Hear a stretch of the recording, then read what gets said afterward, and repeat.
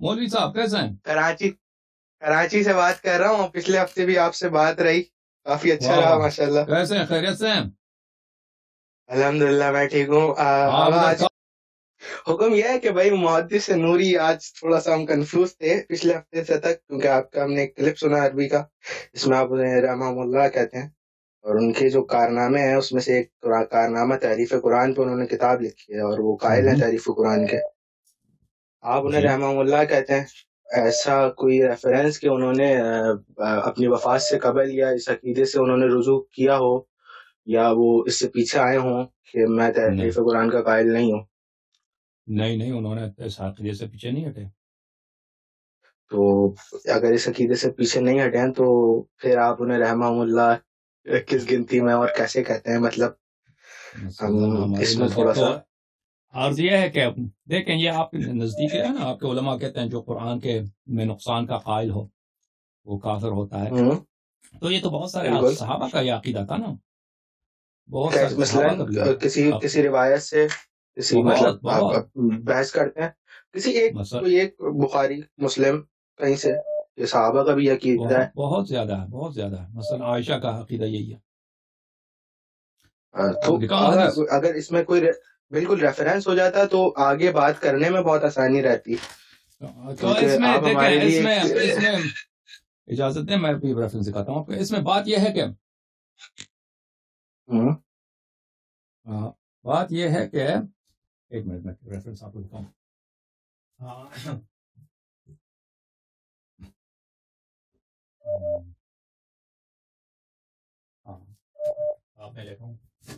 میں کتاب لے کر آیا آپ کی خدمت میں. دیکھیں اس میں ریفرنسز تو بہت زیادہ ہیں, تفصیل اب میں اگر چاہیں نا ریفرنسز تو وہ بہت زیادہ اس کی وقت بڑھ جائے گی. آپ بہت سارے شیئر ویب سائٹس ہیں, اس میں اگر آپ چاہیں تو انہوں نے صحابہ کے اقوال وغیرہ کو انہوں نے جمع کیا. آپ اگر ادھر دیکھنا چاہیں تو آپ کو مل جائے گا, لیکن میں آپ کو ابھی فی الحال بخاری مسلم سے کچھ ریفرنسز آپ کو دکھا دیتا ہوں. بسم اللہ.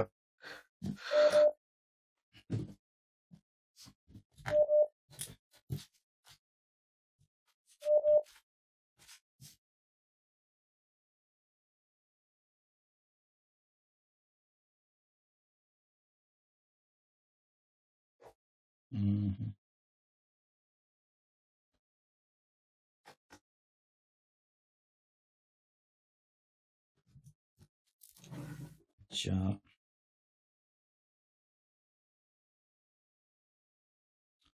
آپ نے کبھی ان کی کتاب پڑھی ہے محدث نوری کی؟ ان کی کتاب جو انہوں نے جو کتاب لکھی اس کا نام ہے فصل الخطاب. وہ کتاب آپ نے کبھی زندگی میں دیکھا بھی ہے؟ دیکھنے کا اتفاق تو نہیں ہوا کیونکہ وہ عربی میں ہے اس وجہ سے, لیکن اس کا کیونکہ بیسکلی متن ہمارے سامنے آیا تھا تو اس میں ہمارے علماء نے یہی بات کی کہ بھائی یہ دیکھو یہ آپ کے علماء نے بھی نہیں پڑھا ہے نا. مشکل یہی ہے کہ کسی نے پڑھا نہیں. 99.99% لوگ انہوں نے ان کی کتاب نہیں پڑھی ہے, اور صرف اس بیچارے کو اسی پہ ڈانٹتے ہیں کہ اس نے کتاب لکھی ہے. کتاب کسی نے نہیں پڑھی. اچھا, یہ کتاب ہے بخاری,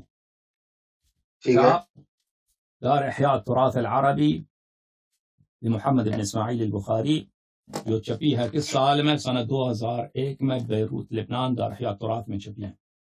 یہ ہے صفحہ نمبر 1266, اور یہ آپ کی خدمت میں حدیث پیش ہے 7129.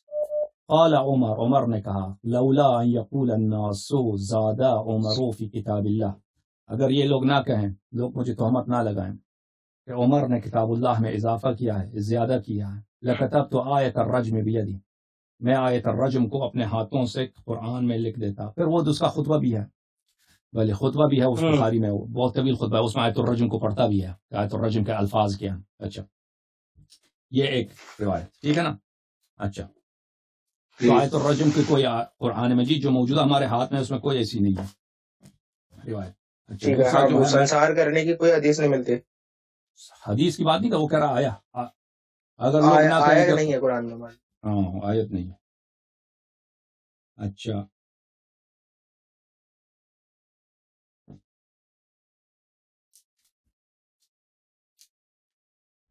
یہ کتاب ہے صحیح مسلم. بسم اللہ. جی ہاں, مسلم ابن حجاج القشیری نیشابوری، چھاپ دار الفکر، سنہ 1432، 2010 میں بیروت لبنان، دار الفکر مؤسسے میں چھپی ہے۔ یہ صفحہ نمبر 686 ہے۔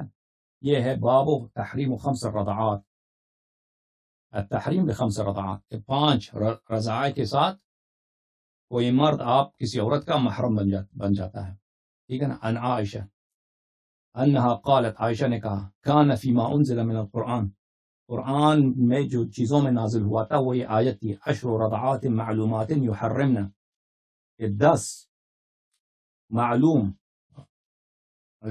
چھاتی دینا، رضع بولتے ہیں چھاتی دودھ کے لیے کسی کو دینا۔ 10 دفعہ آپ کسی کو، کوئی عورت کسی مرد کو چھاتی دے دے یا کسی بچے کو چھاتی دے دے، یحرمنا، اس سے کیا ہو جاتا ہے، اس سے عورت اور مرد آپس میں محرم بن جاتے ہیں۔ ثم نسخنا، پھر یہ آیات نسخ ہو گئی، ب5 معلومات، جو ناسخ آیت ہے وہ یہ ہے 5 معلومات۔ فتوفی رسول اللہ صلی اللہ علیہ وآلہ وہن فیما یقرأ من القرآن، رسول پاک صلی اللہ علیہ وآلہ وسلم کی وفات ہو گئی اور یہ آیت قرآن میں موجود تھی، وہ لوگ اس کو پڑھتے تھے۔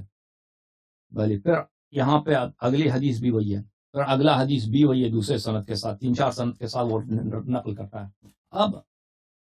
اب یہ نمونے کے طور پر عمر کا بھی قول، عائشہ کا بھی قول، اب اس ریفرنسز بہت زیادہ ہیں، ہم نے صرف نمونے کے طور پہ پیش کیا، اب حکم کرو۔ یہ کافی اچھا ہو گیا، آگے بات کو بڑھانے کے لیے ہم اپنے حلقے میں لے جائیں اس بات کو۔ آپ جیسے خلیفہ بلا فصل حضرت علی کو مانتے ہیں، لیکن اس کی برعکس ہماری بخاری میں موجود ہے کہ مرض الوفات میں رسول اللہ کی، حضرت عباس جو آپ کے چچا بھی ہیں رسول اللہ کے اور آپ کے بھی، تو وہ آپ کو کہہ رہے ہیں اے علی چلو آؤ ہم لکھوا کے لاتے ہیں، لکھوا لیتے ہیں کچھ۔ میرے خیال میں آپ پہنچ گئے کہاں، وہ کس حدیث کا نمبر معلوم ہے بخاری میں؟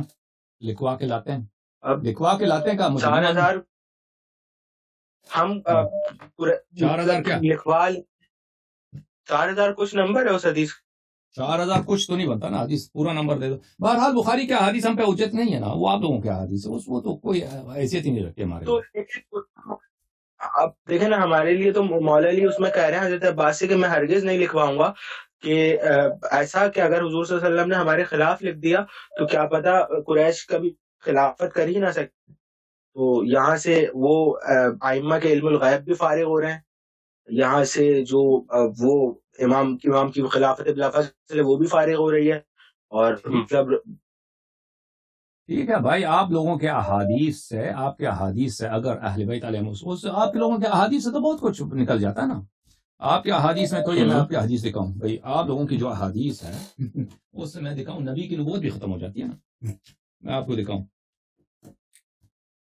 آپ لوگوں کے احادیث میں تو بہت سارے عجائب ہیں بھائی۔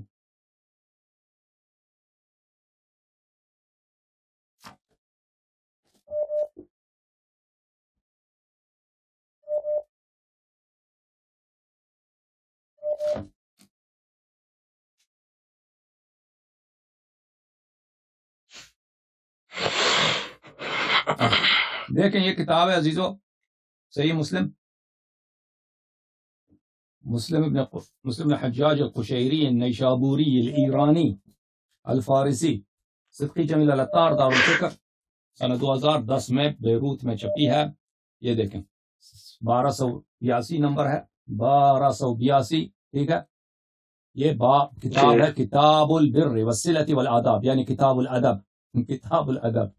اچھا ادب کیا ہے بھائی؟ ادب یہ ہے باب من لعنہ النبی صلی اللہ علیہ وآلہ وسلم، یہ باب ہے اس کی جن لوگوں کو پیغمبر صلی اللہ علیہ وآلہ وسلم نے لعنت کیا، او سبہ، یا اس کو سب کیا یعنی گالی دی ہے، او دعا علیہ، یا اس کو بددعا دی ہے، ولیس هو اہلا لذلک، اور وہ شخص اس کا مستحق نہیں تھا۔ ان لوگوں کا بیان جن کو پیغمبر صلی اللہ علیہ وآلہ وسلم نے لعنت کیا، یہ 25واں باب ہے کتاب الادب، بخاری مسلم میں۔ پیغمبر صلی اللہ علیہ وسلم نے ان کو کیا لعنت کیا، گالی دی ہے، وہ مستحق نہیں تھے، اور بدعا بھی دیا، وہ مستحق نہیں تھے۔ ایسے لوگ کان لہ زکاۃ و اجر و رحمہ، یہ ان کے لیے باعث پاکی ہے، زکات یعنی پاکی، اجر اور رحمت کی باعث۔ اور پھر اس میں کئی سارے احادیث لے کے آتے ہیں، اس میں سے یہی حدیث ہے کہ لا اشبع اللہ بطنہ، کہ اس معاویہ کو کہا کہ اللہ تیرا پیٹ نہ بھر دے۔ اچھا اس میں یہ اسی باب میں اگلے صفحے میں جائے نا، صفحہ نمبر 284 میں، حدیث نمبر 6523 میں کہ اذهب وادع لی معاویہ. ابن عباس کہتے ہیں کہ پیغمبر صلی اللہ علیہ وسلم نے مجھ سے کہا کہ جا کے معاویہ کو بلاؤ. میں نے آ کے دیکھا، میں نے کہا وہ کھانا کھا رہا ہے. پھر انہوں نے فرمایا اذهب فادع لی معاویہ، جاؤ معاویہ کو بلاؤ. فجئت فقلت هو یاکل، پھر میں گیا معاویہ کے پاس، دیکھ رہا کہ وہ کھانا کھا رہا ہے. تو میں نے کہہ دیا کہ وہ تو کھانا کھا رہے ہیں. قال لا اشبع اللہ بطنا، خدا اس کی پیٹ کو کبھی بار نہ دے. تو وہ معاویہ کبھی فل نہیں ہوتا تھا، وہ ہمیشہ کھاتا رہتا تھا. اچھا صحیح ہے، ٹھیک ہے نا. تو آپ لوگوں کی جو حدیث ہے، اللہ نے فرمایا کہ قرآن مجید میں کہ لقد کان لکم فی رسول اللہ صلی اللہ علیہ وآلہ وسلم اسوۃ حسنہ، یہ ہے قرآن میں یا نہیں ہے؟ جی بالکل ہے، اسوہ حسنہ ہے، ٹھیک ہے نا. اور پھر فرمایا کہ وَإِنَّكَ لَعَلَىٰ خُلُقٍ عَظِيمٍ، فرمایا نہیں فرمایا؟ جی فرمایا. آپ کی اخلاق عظیم ہے، فرمایا کہ نہیں؟ جی. قُلْ مَتَاعُ الدُّنْيَا قَلِيلٌ، کہا کہ دنیا چھوٹی ہے، دنیا حقیر ہے، چھوٹی ہے، ٹھیک ہے نا. رسول صلی اللہ علیہ وسلم کی اخلاق عظیم ہے. اور پھر فرمایا ان کنتم تحبون اللہ فاتبعونی یحببکم اللہ ویغفر لکم ذنوبکم اللہ غفور رحیم. وکان اللہ غفور رحیم. شاید فرمایا کہ ان کنتم تحبون اللہ، اگر اللہ سے پیار ہے، اللہ کو مانتے ہو تو میری اتباع کرو. میری اتباع کرو گے تو اللہ آپ سے پیار کرے گا، اللہ آپ سے محبت کرے گا. فرمایا کہ نہیں فرمایا؟ بالکل فرمایا. تو یہ جو شخص کسی بے گناہ آدمی کو جو مستحق نہیں، اس کو لعنت بھی کرتا ہے، اس کو گالی بھی دیتا ہے، ٹھیک ہے، وہ اس کو بددعا بھی دیتا ہے، ٹھیک ہے نا. وہ کہاں اس کے اخلاق عظیم ہے؟ مجھے سمجھاؤ. وہ کہاں اسوہ حسنہ ہے، بہترین نمونہ ہے؟ اور کیا اس کی اتباع کریں تو اللہ ہم سے پیار کرے گا؟ گالی دے دیں، ابھی میں گالی دے دوں آپ کو، ٹھیک ہے نا، ابھی آپ مستحق نہیں ہیں، میں آپ کو 4-5 خوب سنا دوں گالی، لعنت بھی کروں، بددعا بھی دوں، تو لوگ مجھ سے پیار کریں گے؟ اللہ تو دور کی بات ہے، ٹھیک ہے نا. لوگ کلپ بنائیں گے کہ دیکھ اللہ یہ گالی دیتا ہے. تو بھائی صحیح، یہ بھائی پیغمبر کی کلپ بخاری میں. اب مجھے بتاؤ، آپ کہتے ہو کہ مسلم میں، آپ کہتے ہو بخاری میں حدیث ہے کہ امیر المؤمنین علیہ الصلوۃ والسلام سے عباس نے کہا کہ جا کے وصیت لکھوا کے لاتے ہیں، تو انہوں نے کہا کہ نہیں لکھواتے ہیں، کہ پیغمبر احتمال ہے کہ وہ نہ لکھیں ہماری حق میں، پھر تو ہم محروم ہو جائیں گے. ایسے محروم ہو جائیں گے، ٹھیک ہے نا، محروم ہو جائیں گے. تو نتیجہ یہ نکالیں گے کہ پیغمبر نے کوئی وصیت نہیں کی ہے.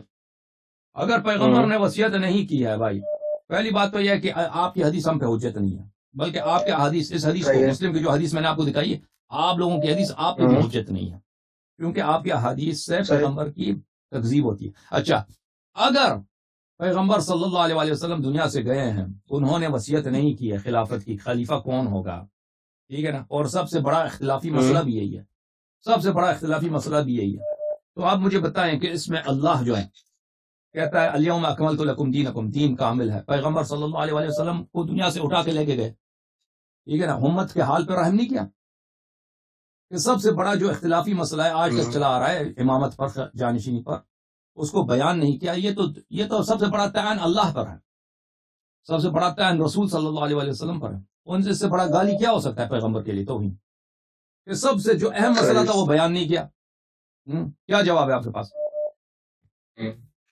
جواب نہیں ہے، بالکل جواب ہے یا نہیں؟ اب ذات خدا پہ جب حرف آ رہا ہے، میں وہی تو کہہ رہا ہوں، اب ذات خدا پہ حرف آ رہا ہے تو کیا جواب ہے ہمارے پاس؟ کچھ بھی نہیں، ہم بے بس خاموش ہیں.